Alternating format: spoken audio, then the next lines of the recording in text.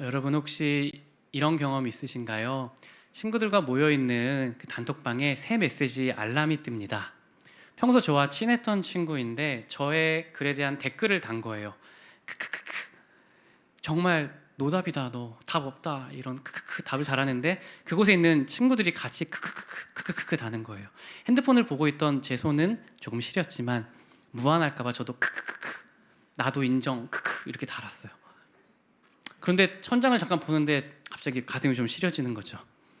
저에게 그 말을 했던 그 사람은 아마 아무런 생각도 죄책감도 없이 쿨쿨 잘 자겠지만 저는 그 한 문장 때문에 밤에 잠을 못 자고 고뇌했던 적 혹시 한 번쯤은 있지 않으신가요? 이것이 오늘 우리 시대를 보여주는 풍경인 것 같습니다. 무례함은 대단한 폭언이 아닌 것 같아요. 어쩌면 아주 작고 아주 가볍고 어쩌면 웃는 이모티콘 하나일 수도 있겠습니다. 2016년에 사회심리학자 세 사람이 무례함에 대한 실험을 진행했다고 해요. 그래서 A 그룹에게는 당신은 무례하게 행하는 사람들입니다 라면서 그런 상황을 상상하게 했어요. 그리고 반대편 B 그룹의 사람들에게는 당신은 누군가의 무례한 행동을 당한 사람입니다 라면서 그것을 상상하게 했죠. 결과는 놀라웠습니다. 자신이 무례하게 행했다라고 상상한 사람들은 그 무례함을 대단하게 여기지 않았어요. 그러니까 뭐 내 상황이니까 어쩔 수 없었지라는 정도로 여깁니다. 그런데 내가 무례함을 당했다라고 여긴 사람들은 그 무례함을 굉장히 심각한 것으로 여겼다는 거예요. 그러므로 이 실험의 결과는 분명합니다. 무례를 당한 사람은 많은데 무례를 행했다고 느끼는 사람은 아무도 없다는 거예요. 즉 무례함에 있어서 이 세상에 가해자는 없고 피해자만 가득합니다. 사실 우리는 두 개의 저울을 가지고 사는 것 같아요. 내가 무례함을 당했을 때는 아주 밀리그램까지 나와 있는 저울로 그것을 재고, 그러나 내가 무례함을 행할 때는 눈금조차 보이지 않는 희미한 저울로 우리의 행동을 평가하는 것 같습니다. 실제로 직장 내 무례함 등에 대한 연구와 보고서를 봐도 동일하더라고요. 직장 내 무례함을 경험한 적이 있습니까? 그러니까 몇 프로가 그렇다고 말씀했는지 아세요? 98%였다는 보고도 있어요. 그러니까 거의 다. 여러분 우리 직장 생활 정말 정글 같죠? 우리 직장 생활하는 언니 오빠들에게 격려의 박수 한번 오늘은 보내요. 네. 우리 대학생분들도 신혼분들도 모두 다 귀하지만요. 우리 직장에 또 들어간 분들이 초년생인데 정말 정글 같은 삶을 경험하거든요. 그럼 무례함을 우리가 많이 느끼고 상처를 받는데요. 그런데 정작 같은 설문조사에서 내가 무례하게 행했다라고 말하는 사람은 정말 수치가 낮은 거예요. 그러니까 질문을 해봐야죠. 왜? 무례함에 상처받은 사람은 많은데 무례하게 행했다는 사람들은 그렇게 적은 걸까요? 또 어떻게 하면 우리는 이렇게 무례가 일상인 세상 속에 살면서도 여전히 무례하지 않는 사랑을 실천할 수 있을까? 사실 오늘 설교를 준비하면서 이 설교를 하는 게 너무 부담스러운 거예요. 왜냐면 한 주간에 그동안 제가 무례하게 행했던 말들 또 그런 행동들이 하나씩 생각이 나기 시작했습니다. 그전에는 무례라고 생각하지 않았던 그런 일들 말이죠. 그러면서 계속해서 회개하는 한 주를 보내었습니다. 전 여러분에게도 오늘 같은 일이 일어났으면 좋겠어요. 그래서 우리가 무례하지 않는 사랑에 저와 여러분이 한 걸음 더 가까이 나아가게 되는 시간 되시기를 주님의 이름으로 축복합니다. 우리 첫째로 무례하지 않는 사랑의 첫 번째 방법 같이 읽어볼게요. 시작. 사람은 각 사람의 연약함이 상처가 되지 않도록 배려하는 것입니다. 고린도전서 13장 5절 사랑은 무례하지 아니하며, 여기 쓰인 무례하다라는 헬라어 동사 아스케모네오는 기본적으로 이런 의미입니다. 복이 흉하게 행동하다, 또 품위 없게 행동하다라고요. 그런데 헬라어 그 70인역 성경 번역에 보면은 이 단어가 사용될 때 누군가가 수치를 당하는 경우에 나타나고 있습니다. 저는 이 두 번째 의미에 집중하려고 그래요. 조금 확장시키면 무례하다라는 이 표현은 상대에게 수치감을 느끼게 하는 행동이라고 볼 수 있습니다. 그러니까 무례함이란 내 동기와 마음속 이유가 어떠한가와는 상관없이 상대방이 무례함을 느꼈다면 그것이 바로 무례함이라고 볼 수 있습니다. 그러니까 내가 선한 동기, 아주 좋은 마음가짐으로 그 일을 했더라도 느끼는 상대방이 그것을 선행으로 느끼지 않고 무례함으로 느꼈다면 그것은 무례함이 될 수 있다라는 것이죠. 이 단어를 더 잘 이해하려면 고린도라는 도시를 알아야 할 것 같습니다. 고린도는 중요한 게 항구 도시였어요. 항구 도시였다는 것은 정말 다양한 사람들이 모였다라는 것이죠. 너무 부유한 사람, 그리고 가난한 자가 함께 있었고요. 헬라인, 유대인이 함께 있었고요. 시민과 외국인, 또 자유인, 노예가 함께 뒤섞인 곳이 바로 고린도 도시였습니다. 그러니까 이렇게 다양한 사람들이 많이 모였다는 것은 문화적 차이가 정말 너무 크다는 말이죠. 살아왔던 배경도 너무 다르고요. 좋아하는 음식도 다르고, 심지어 언어도 다릅니다. 좋아하는 음악도 다르고, 좋아하는 철학과도 달라요. 심지어 그들의 약점도 달랐고요. 그들이 무례함이라고 느끼는 그 기준선도 각자 다 달랐던 것입니다. 그러나 안타깝게도 그들은 서로 간의 문화적 차이, 그리고 다름을 깊이 알지 못하고 말함으로써 상대에게 상처를 주었던 것입니다. 즉, 서로의 다름을 깊이 알거나 이해하지 못한 것이 바로 무례함의 시작이 되었던 것입니다. 그래서 우리가 서로 잘 알아야 합니다. 우리가 서로 깊이 알아갑시다. 서로의 약함까지도 깊이 알아가야 합니다. 그리고 그 사람의 약함을 알았을 때 판단하지 않도록 주의합시다. 하나님은 그 약함을 아픔과 상처로 보는데 우리는 죄라고 판단한다면 하나님 앞에 죄가 되겠죠, 우리가요. 오늘 우리도 고린도 교회와 같이 문화, 성장 배경, 성격, 우리의 약함, 그리고 무례함이라는 기준도 너무나 다양하다는 것을 기억하고 서로의 약함을 배려하는 저희가 되기 원해요. 제가 나이가 들수록 정말 중요하다고 느끼는 사랑의 기술이 바로 이것인 것 같습니다. 사람을 정말 잘 아는 것, 올바르게 파악하는 것, 그래서 그 사람의 약함을 배려하는 것. 여기 혹시 난 약함이 3개 이하입니다 이신 분 혹시 손 들어보시겠어요? 저는 진짜 많거든요, 약함이. 저를 포함한 우리가 약점을 잘못이라고 단정하지 않도록 주의합시다. 모든 약함이 죄는 아니니까요. 우리 어제 결혼한 청년들이 있었죠. 어제 뭐였지? 그 축가가 얼씨구 이럴 때마다 이제 뽀뽀를 신랑이 신부에게 해주는 그런 장면이 있었는데 정말 너무 흥겹고 이런 결혼식 처음이었던 것 같아요, 개인적으로. 다시 결혼하고 싶다는 아니지만 설레었던 것 같아요, 저. 결혼식 가서 이런 말은 좀 그렇지만 역대급 축가였던 것 같아요, 제가 느끼기에. 그래서 굉장히 혼자 신나고 막 그랬던 걸 기억이 납니다. 근데 제가 결혼하기 전에는 한 결혼에 대한 책에서 이런 문구가 정말 인상 깊게 다가왔어요. 행복한 결혼 생활은 상대방의 연약함을 변화시키는 것이 아니라 품어주는 데서 시작됩니다 라는 말이었습니다. 여러분도 한 번쯤 들어보셨을 것 같아요. 저도 정말 깊은 고난을 통과한 어른분들이 많이 해줬던 말인데 상대방을 변화시키려고 하면 그때부터 결혼은 불행해집니다. 혹시 들어보시지 않으셨어요? 귀가 닳도록 많이 들었는데 저도 결혼하고 그 일에 실패해서 부부싸움을 처음에 많이 했던 것 같아요. 서로 안 바뀌는 연약함이 있잖아요, 그렇죠? 여러분, 어머니 잔소리 아무리 들어도 안 바뀐 연약함이 있죠. 그게 아내를 만난다고 남편을 만난다고 바뀌지 않잖아요. 그래서 그 목사님의 책에서 나온 말은 결혼하기 전에 서로의 연약함을 오픈하고 그 연약함을 서로가 품어줄 수 있다면 결혼해야 한다라는 거예요. 두 분 다 품어주실 준비가 되셨죠? 되셨다고 믿어요. 열심히 또 공부도 하셨고요.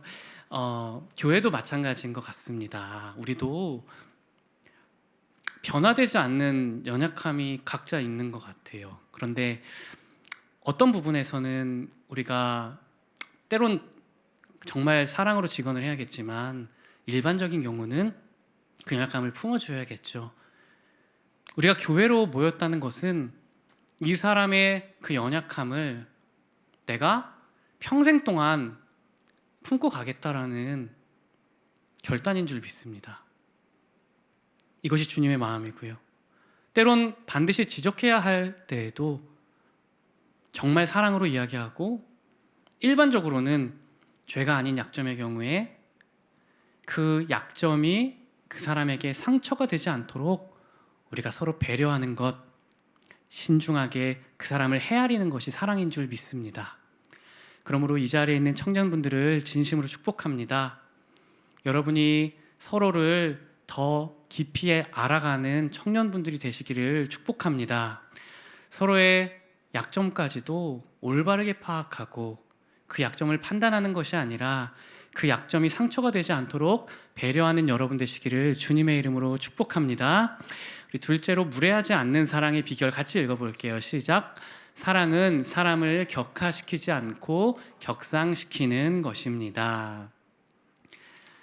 오늘 본문의 보충 본문인 사무엘상 25장에서 다윗은 지금 사울을 피해서 광야로 도망친 상태입니다.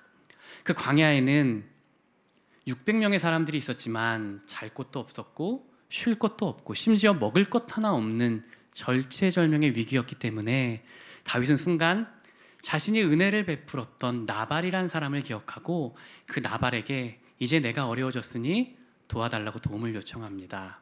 이때 다윗이 부른 호칭이 중요해요. 다윗은 8절에서 나발에게 자신을 내 아들 다윗이라고 호칭합니다. 즉 자신을 낮추고 나발을 아주 격상시킨 호칭으로 불렀어요. 그런데 이 말을 들은 나발은 정반대로 말합니다. 10절에 보면 다윗은 누구며 이새의 아들은 누구냐? 다윗 니까짓 게 뭔데? 그리고 중요한 거 이새의 아들이란 단어예요. 이 이새의 아들이란 단어는 사울 왕이 다윗을 미워할 때마다 사용하는 단어였습니다. 사무엘상 말씀을 보면은요, 사울이 그의 아들 요나단에게 묻되 이새의 아들이 어찌하여 어제와 오늘 식사 자리에 나오지 아니하느냐. 이미 다윗을 죽이려고 할 때 부르던 호칭 바로 이새의 아들, 다윗의 격을 깎는 표현이죠. 그저 시골 양치기의 아들놈이란 뉘앙스예요. 그리고 나발이 바로 그 사울 왕의 말투를 그대로 따라 부르며 격하시킨 것입니다. 그렇게 다윗은 나발을 격상시켜 불렸지만 나발은 다윗을 오히려 격하시켜 부르고 있습니다. 그런데 놀랍게도 뒤이어 나발의 아내인 아비가일은 다윗을 높이되 내 주여라는 어구를 최소 14번 이상 반복하면서 다윗을 엄청나게 높이는 모습을 보여줍니다. 바로 여기에 사랑의 비밀이 있습니다. 사랑은 그 사람의 진짜 이름을 불러주는 것입니다. 그 사람의 진짜 가치, 그 사람의 진짜 정체성, 그 사람의 진짜 이름을요. 즉 무례함은 사람을 격하시키는 호칭으로 부르지만 사랑은 사람을 격상시키는 호칭으로 부른다는 거죠. 성경이 반복해서 이러한 원리를 말씀합니다. 하나님은 아브라함을 아브라함이라 부르시며 그의 격을 세워주셨죠. 야곱을 이스라엘이라 부르면서 그의 격을 높여주셨습니다. 또한 시몬을 베드로라 부르심으로 그의 격을 세워주셨고, 예수님은 세리삭개오를 그는 아브라함의 자손이다 부르며 세워주셨습니다. 베다니에 향유를 부은 여인에게는 그녀가 한 일은 너무나 좋은 일이다라며 영원토록 그의 격을 세워주셨습니다. 그러므로 귀하신 여러분, 우리가 사람들의 진짜 이름과 가치를 불러줍시다. 여러분은 카페 알바생, 청소하시는 여사님, 경비하시는 우리 분들 어떤 식으로 부르고 있나요?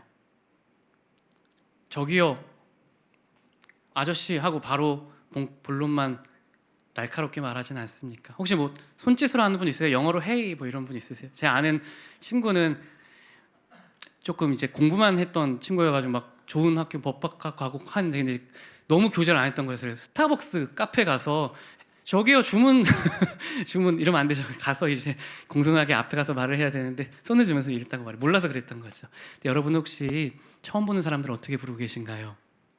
또 여러분은 여러분과 가까운 분들을 어떤 호칭으로 부르고 계신가요? 너무나 소중한 어머니를 엄마 뭐뭐뭐뭐라면서 뭐 친구 이하에게 말하듯이 말씀하지는 않으시나요? 동생을 그냥 야 친구에게 별명을 부르지는 않으시나요? 또 우리의 장난 그리고 유머 속에 상대의 격을 높여주는 사랑의 마음이 들어 있습니까? 세상은 다른 사람의 약점거리를 농담으로 만들며 즐거워하지만 사랑은 상대를 웃음거리로 만들면서 즐거워하지 않습니다. 사랑은 누군가를 낮추어 자신을 높이는 방식으로 즐거워하진 않습니다. 특별히 우리 청년 문화 속에는 뭐 드립, 밈, 놀림 문화 이런 것이 익숙하기도 하죠. 많이 찔려요 저도. 우리가 같이 조심합시다. 웃긴 말과 상처 주는 말은 종이 한 장 차이기 때문입니다. 어떤 분들은 전 무례한 게 아니라 그냥 솔직한 거예요 라고 말하죠. 그런데 솔직한 것과 무례한 것도 종이 한 장 차이입니다.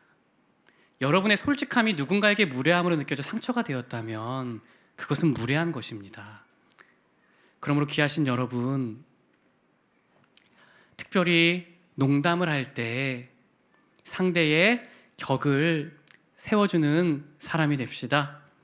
상대를 비하하는 유머가 아니라 상대를 더 빛나게 하는 유머를 사용하는 여러분들이 되시기를 주님의 이름으로 축복합니다. 사람을 창피하게 만드는 재치가 아니라 사람의 격을 세워주고 높여주는 살리는 유머를 하는 여러분 되시기를 축복합니다. 예수님은 사람을 조롱해서 웃기신 적이 한 번도 없죠. 언제나 살리고 회복시키는 말씀으로 사람의 마음을 열어주셨습니다. 진짜 성숙한 사람은 말을 잘하거나 말의 수위가 센 사람이 아니라 상대의 존엄을 지켜줄 줄 아는 사람이죠. 사랑은 사람의 이름을 함부로 소비하지 않습니다. 사랑은 사람의 자존심을 장난감처럼 다루지 않습니다. 사랑은 사람을 무한하게 만들며 즐거워하지 않습니다. 사랑은 언제나 그 사람 안에 있는 하나님의 형상을 보며 그를 존귀하게 여기고 그를 높여주려는 마음입니다. 물론 이렇게 말하면 어떤 분들은 목사님 이렇게 장난인데 진짜 세대 차이 난다라면서 그러면 너무 재미없게 사는 거 아니에요? 라고 말할지 몰라요. 그러나 여러분 한번 시도해 봅시다.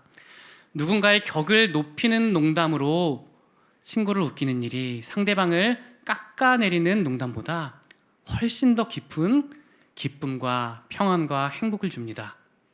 누군가의 진짜 매력을 발견해서 그 농담을 통해 그 사람을 높여주고 그 사람을 빛나게 할 때 여러분은 그 사람들에게 가장 매력적인 친구가 되고 가장 신뢰받는 동료이자 가장 오래 사랑받는 가족이 될 것입니다. 그러므로 여러분의 모든 호칭과 말 속에 사람의 격을 높이는 그러한 사랑의 마음이 있기를 주님의 이름으로 축복합니다. 우리 셋째로 기억할 무례하지 않는 사랑의 비결 같이 읽어봅시다. 시작. 사랑은 은혜를 잊지 않고 감사를 고백하는 것입니다. 본문의 나발의 무례함은 바로 망각이었습니다. 본문을 보면 나발의 양치는 자들 그리고 나발의 아내인 아비가일은 다윗의 은혜를 알고 다윗을 높였어요. 그러나 오직 주인이었던 나발은 전혀 은혜를 알지 못해서 이새의 아들이 누구냐라며 비난했던 것이죠. 그러므로 무례함의 뿌리는 잊음입니다. 누군가의 은혜를 잊고 누군가의 사랑을 잊고 누군가의 도움을 잊은 것이죠. 내가 도움받았던 것을 가볍게 여길 때 그 사람에게 무례하게 대하기 쉬운 것 같습니다. 사실 지금 옆에 분 좌우 한 번만 살짝 고개 까딱까딱하며 돌아볼까요? 네. 우리 옆에 분들에게 받은 은혜가 참 많은 것 같아요. 지금도 구석진 사각형 네모박스는 아니지만 그런 각진 곳에서 열심히 우리 예배를 섬기고 계신 우리 방송팀 분들의 섬김을 통해 사실 저희가 은혜를 입어서 예배할 수 있습니다. 여러분은 방송팀에게 얼마나 감사하고 계신가요? 또 오늘 예배 전에 의자에 줄을 맞춰주고 우리가 뒤에 흩어져서 너무 소외감 느끼지 않도록 세팅해 주신 분들, 또 찬양을 준비해 주신 분들, 제가 잘 마시지도 않지만 혹시나 몰라서 물을 쪄주시는 분들 너무 감사해요. 이외에도 주보를 만들어 주시는 분들, 디자인하시는 분들, 출력하고 또 청년부의 소식을 안내하고 외부에 안내해 주시는 분들, 청년부를 조금 더 잘 섬기겠다고 한 달에 한 번 모여서 밤늦게까지 회의하는 임원분들, 또 순모임을 통해 여러분들에게 은혜를 주기 위해 오늘 어젯밤에도 아마 많이 고민했을 순장님들, 그 외에도 섬기는 많은 분들의 은혜를 우리가 입으면서 예배하고 있는데요. 우리는 서로에게 얼마나 감사하고 있을까요? 또 무엇보다 우리는 우리 부모님께 얼마나 받은 은혜가 많은데 그거에 충분하게 감사하고 있을까요? 또 여러분의 친구에게 받은 위로, 또 선배들의 가르침의 은혜도 있을 것입니다. 함께 울고 웃어주며 여러분의 말에 진심으로 귀 기울여주는 순장님 또 순원분들의 은혜, 또 여러분을 위해 기도해 주시는 멘토님들, 또 목사님들의 은혜에 여러분 감사한 적이 있으신가요? 무엇보다 우리 하나님의 그 풍성하신 은혜에 여러분 충분하게 감사하고 계신가요? 우리가 은혜를 기억하고 은혜에 충분하게 마땅하게 감사합시다. 왜냐하면 은혜가 무례함을 몰아내기 때문입니다. 물론 때로는 억울할 때가 있죠. 맨날 나는 참는 것 같고 내가 져주는 것 같고 상대방은 계속 무례하게 대하는데 계속 참아줘야 돼요. 이런 마음이 저도 가끔 올라와요. 그때 한 노목사님이 해주셨던 말씀이 저는 가끔 생각이 나더라고요. 이런 내용인데요. 내가 받은 은혜는 잊지 말고 내가 베푼 은혜는 빨리 잊으라. 보통 우리는 반대로 하기 쉬운 것 같습니다. 내가 베풀었던 선행, 친절은 잊지 않아요. 그리고 상대방이 그것과 상응하게 갚아주지 않을 때 속상하고 섭섭하고 괘씸한 마음을 갖고 사람을 판단하게 됩니다. 그럼 관계가 깨지고 원망이 생기죠. 그래서 반대로 해야 될 것 같아요. 우리가 베푼 은혜는 잊어버립시다. 그러나 우리가 받은 은혜는 작은 것이라도 기억하고 감사를 표현하는 매너 있고 배려 있는 크리스천 분들 되시기를 주님의 이름으로 축복합니다. 그렇게 우리 마음에 원망이 아닌 감사가 충만해질 때 무례함이 사라지는 줄 믿습니다. 미국 캘리포니아 대학교의 로버트 에머슨 교수는 20년 이상 감사에 대해 연구해온 학자인데요. 그분은 흥미로운 발견을 했습니다. 감사 일기를 쓰는 사람들을 분석해 보니까 매일 감사 일기를 쓰는 사람들은 다른 사람을 대하는 태도가 현저하게 부드러워진다. 그리고 폭언이나 큰 갈등이 생길 수 있을 만한 상황에서도 사람에게 말로 행동으로 공격하는 성향이 현저하게 줄어들었다. 또 그의 연구에 따르면 감사하는 사람은 더 긍정적인 정서를 경험할 뿐 아니라 다른 사람을 돕고 배려하는 경향이 크게 나타났다고 합니다. 감사가 무례함을 몰아냅니다. 우리 삶을 봐도 그렇죠. 내가 받은 은혜를 기억할 때 부모에게, 친구에게, 또 하나님께 우리가 함부로 대할 수가 없는 것 같습니다. 그래서 우리가 살펴볼 수 있는 것은, 기억해야 할 것은, 감사는 단순한 기분이 아니라 관계를 변화시키는 힘입니다.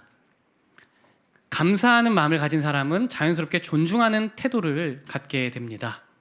결국 무례함은 감사를 잊은 데서 시작되지만, 은혜를 잊은 데서 시작되지만, 존중은 은혜와 감사를 기억하는 데서 시작되는 것을 기억하기 바랍니다. 그러므로 오늘부터 우리가 받았던 은혜들을 소소하게 다시 한번 헤아려 봅시다. 그리고 그 감사의 힘으로 여러분 주변에 있는 사람들을 다시 소중하게 여기는 훈련을 했으면 좋겠습니다. 우리가 마지막으로 무례하지 않는 사랑을 실천하기 위한 방법은 바로 이것입니다. 이렇게 무례한 우리를 위해 이 땅에 찾아오신 우리 예수 그리스도의 사랑입니다. 사실 우리는 사람을 너무 쉽게 판단했지만 주님은 이렇게 판단을 많이 하는 교만한 우리를 품어주셨습니다. 우리는 사람을 소비하고 우리는 수없이 무례하게 행했지만 주님은 그런 우리에게 단 한 번도 무례히 행하지 않으시고 우리를 안아주셨습니다. 주님은 다른 사람의 약함을 판단하고 정죄하는 우리에게 단 한 번도 우리의 약함을 가지고 수치를 드러내거나 모욕을 주지 않으시고 오히려 우리의 약함을 위해 대신 죽으사 우리의 약함을 덮어 주셨습니다. 사람들은 예수님을 향해 나사렛에서 무슨 선한 것이 나냐 침뱉고 조롱하며 수치를 줬습니다. 그때 주님은 십자가에서 매달린 채 이렇게 고백하죠. 주님, 이 사람들의 죄를 이들에게 돌리지 마옵소서. 이들을 용서하여 주옵소서라고요. 여기에 바로 무례하지 않는 사랑의 비결이 있습니다. 우리는 원래 무례했던 사람인데 예수님께서 이런 우리를 끝까지 존중해 주셨습니다. 우리는 수없이 나도 모르는 새 상처를 주었던 사람이지만 주님은 이런 우리의 상처를 드러내지 않고요, 수치스럽게 하지 않고 오히려 죽으심으로 품어주셨던 것입니다. 십자가는 가장 잔인한 무례함의 현장이면서도 가장 따뜻하고 아름답게 우리를 품어주신 무례하지 않은 사랑의 현장 절정이었습니다. 예수님은 그 사랑으로 우리의 굳은 말투를 녹이시고 오늘 우리의 차가운 시선을 바꾸시고 오늘 우리의 사람을 대하는 태도를 변화시키기 원하십니다.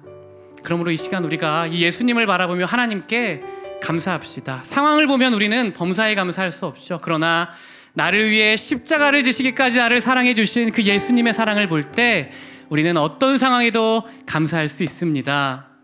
무례한 우리를 높여주셨기 때문이죠. 우리는 영적으로 하늘 보좌에 있는 것이다 에베소서 말씀하죠. 주님은 우리의 격을 높여주시되 하늘까지 높여주셨습니다.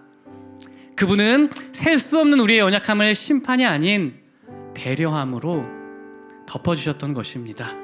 그분이 바로 무례하지 않는 사랑 그 자체이십니다. 그러므로 이 시간 우리가 주님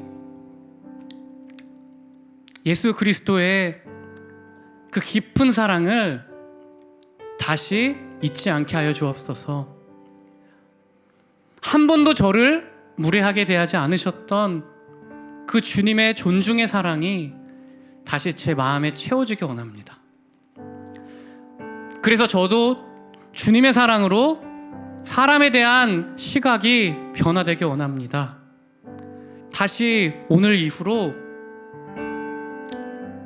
서로의 다름을 틀림으로 정죄하지 않고 서로를 더 알아가는 헤세드 되게 하여 주시옵소서. 서로의 다름과 무례함이라는 기준까지도 다를 수 있음을 기억하고 다른 사람의 약함을 판단이 아닌 배려로 덮어주는 공동체 될지어다. 우리의 언어가 세상 사람과는 달리 서로의 격을 세워주고 서로를 일으키고 서로의 무너진 마음을 세워주는 생명의 통로가 될지어다. 우리의 모든 장난과 유머와 재미 속에도 사람의 격을 높이고 사람의 존중함과 사람의 가치를 드러내는 하나님의 사랑이 담길지어다. 예수 그리스도의 은혜가 충만하여서 서로에 대한 감사와 하나님을 향한 감사가 충만하게 하시고 다시 서로를 진심으로 존중하게 여기는 그리스도인으로 회복될지어다. 이 자리에 있는 청년분들을 축복합니다. 세상의 거친 무례함 속에서도 십자가의 사랑으로 여러분의 격을 높여주신 그 주님의 사랑으로 충만하시기를 축복합니다. 그래서 여러분이 만나는 모든 사람들의 가치와 격을 드러내주는 무례하지 않는 참사랑을 실천하는 여러분 되시기를 주님의 이름으로 축복합니다.